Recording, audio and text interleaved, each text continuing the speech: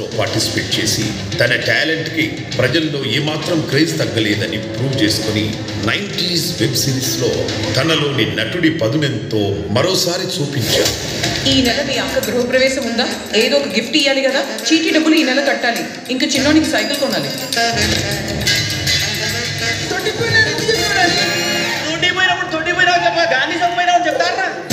Court మూవీతో కెరీర్లోనే మరొక విలక్షణ పాత్రతో సార్, నా పేరు Shanmukh Reddy.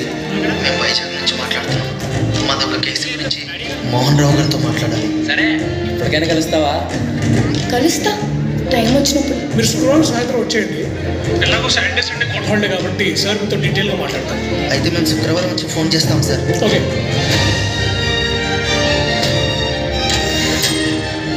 Wishing you more success to versatile actor Sivaji garu.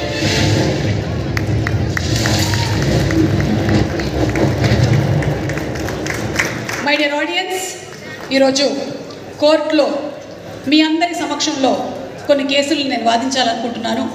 అందుకని మంగపతి గారు, అనుమానితుడు, అతన్ని ఒకసారి బోన్లోకి రావాల్సిందిగా రిక్వెస్ట్ చేస్తున్నాను. మంగపతి అనగానే లేచేశారు, చూసారా? మా శివాజీ గారి గొప్పతనం అదే. క్యారెక్టర్లోనే ఉండిపోయారు ఆయన్ని ఒకసారి బోన్లోకి రావాల్సిందిగా రిక్వెస్ట్ చేస్తున్నాం. ఎస్, ఇదేంటంటే రోజు అలవాటు ఉన్న పనిలాగా వచ్చి నిల్చున్నారు మీరు. నేను పిలవగానే అంటే రోజు అంటే షూటింగ్ చేసి చేసి అలవాటు అయిపోయినట్టుంది కదా. ఓకే, మీ పేరు మంగపతి. నిన్న రాత్రి మీరు పెరుగన్నం తిన్నారు, అవునా కదా? చెప్పండి. మీరే చెబుతున్నారు, చెప్పండి. అడుగుతున్నాను నేను, మీరు అడిగితే నా ఆన్సర్ కూడా మీరే చెప్తారు. ఓకే, ఈరోజు మీరు 9:30కి ఫ్లైట్ ఎక్కడానికి వెళ్ళిపోతున్నారు, కరెక్టా? రాంగ్. 9 గంటలకే, అరగంట ముందు వెళ్తున్నారు, అంతే కదా? అరగంట టైంకి వెళ్తున్నారు. మంగపతి గారు, నేను అడిగినటువంటి ప్రశ్నకి సూటిగా సమాధానం చెప్పండి. మీ మీద ఒక కేసు నమోదైంది. ప్రియదర్శి మీ మీద ఒక కేసు వేద్దాం అనుకుంటున్నాడు. దర్శి కూడా ఈ సంగతి తెలుసో లేదో తెలియదు, కానీ ఈ సినిమాలో హీరో ప్రియదర్శినో హర్ష్ రోషనో కాదు, మంగపతి అనేటువంటి నేను అని మీరు అంటున్నారు అని ఒక అపవాదం. ఇది ఎంతవరకు నిజం? 14th మీకే తెలుస్తుంది. అంటే మీరు చెప్పకనే చెప్తున్నారా మీరే ఇందులో హీరో అని? ఈ సినిమాకి హీరో నాని గారు, గుర్తుపెట్టుకోండి. ఈ సినిమాకి ప్రొడ్యూసర్ కదా నాని గారు, హీరో ఎలా అయ్యారు? ఆల్రెడీ ఆయన హిట్ ప్యారడైజ్ చేస్తున్నారు. మీరు మేము అడిగినటువంటి ప్రశ్నకి సూటిగా సమాధానం చెప్పడం లేదు. మంగపతి గారు, నాకు ఎప్పుడు అడ్డదిడ్డంగా మాట్లాడటం రాదు, స్ట్రైట్గా మాట్లాడితే నాకు వచ్చు. అర్థమైంది. మీరు కొంచెం గ్యాప్ ఇస్తే నేను ఏదో మాట్లాడి వెళ్ళిపోతాను. లేదు, మీరు మాట్లాడాలంటే సెంటర్ స్టేజ్కి వెళ్ళాలి. ఇక్కడ మాత్రం మేము అడిగిన ప్రశ్నలకి మాత్రమే సమాధానం చెప్పాలి. Thank you. థ్యాంక్ యూ నా మంగపతి గారు. ఓకే, రండి. శివాజీ గారు, ఎస్ చెప్పండి. సో కంగ్రాచులేషన్స్ అండి, సూపర్ క్యారెక్టర్ పోర్ట్రే చేశారు. మీ వల్లే కొన్ని సెక్షన్స్ జనాలకు తెలియబోతున్నాయని అర్థమవుతుంది మాకు. మీరేం చెప్పాలనుకుంటున్నారు? అందరికీ నమస్కారం అండి. ఈ సందర్భంగా నేను మీకు ఒక ముఖ్యమైన విషయం చెప్పాలి. నా లైఫ్లో బూచమ్మ బూచోడు అనేది ఒక 13 years బ్యాక్ నేను చేసిన సినిమా. అదే ఆ సినిమా తర్వాత అది డీసెంట్గా నడిచిన సినిమా. ఆ సినిమా తర్వాత గ్యాప్ తీసుకున్నా లేదు, తీసుకోవాలని లేదు, తీసుకొని వెళ్ళింది లేదు. ఎందుకో అలా బయటకు వెళ్ళిపోయాను. ఆంధ్రప్రదేశ్ సమాజం ఏదో తెలియని ఒక అంటే నా మనసుకి దగ్గరగా ఉండే కొన్ని విషయాల మీద నాకు అమితమైన ప్రేమ ఉండి నేను పక్కకి వెళ్ళిపోయాను. 13 సంవత్సరాల తర్వాత నేను మళ్ళీ వెండితెర మీద ఫస్ట్ సినిమా నాకు అవకాశం ఇచ్చింది నాని గారు. ఇది ఆయనకి తెలియదు, కానీ నాకు మాత్రమే తెలుసు. అంటే డబ్బుల కోసం అయితే నేను ఎప్పుడూ చేసేవాడిని, చాలా సినిమాలు చేసేవాడిని, చాలామంది దగ్గరికి వెళ్ళేవాడిని. నేను వెళ్ళి అడిగితే నాకు అవకాశాలు ఇచ్చేవాళ్ళు కూడా ఉన్నారు. కానీ నేను ఈ పరిశ్రమకు వచ్చిన తర్వాత ప్రతి అవకాశం నా దగ్గరికి వచ్చింది. అది నా అదృష్టం. సో అలాగే ప్రయత్నం చేద్దాం అనుకుని సొంతగా ఒక సినిమా స్టార్ట్ చేద్దాం అనుకున్నా కూడా ప్రకృతి నాకు సహకరించలే. కానీ మళ్ళీ సినిమానే పిలిచి ఇదిగోరా ఇది నువ్వు చెయ్యాలి అని చెప్పి ఒక 40-50 స్క్రిప్ట్లు, మోర్ దెన్ 40-50 అండి, ఒక 60 స్క్రిప్ట్లు ఆఫ్టర్ ఈ వెబ్ సిరీస్ ఈ బిగ్ బాస్ నుంచి వచ్చిన తర్వాత నేను విన్నాను.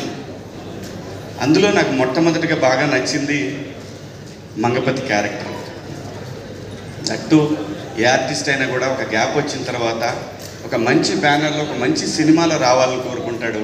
భగవంతుడు నాకు ఆ విధంగా నానిగారి బ్యానర్లో నాకు ఈ అవకాశం ఇచ్చినందుకు నానిగారికి ఆ భగవంతుడికి ఇద్దరికీ కృతజ్ఞతలు తెలియజేసుకుంటున్నాను. ఇంకా ఈ సినిమా విషయానికి వస్తే ప్రపంచంలో ఏ సినిమా ఆడినా, అందులో తెలుగు సినిమా ఏది ఆడినా కూడా మీరు పాన్ ఇండియా లేదంటే బాహుబలి 1, 2, పుష్ప, ఎదర్ దసరా, ఆ నాని గారి ఎనీ ఫిలిం, బ్లాక్ బస్టర్ అని ఏ సినిమాలో అయినా కామన్గా ఉండే ఒకే పాయింట్ ఎమోషన్,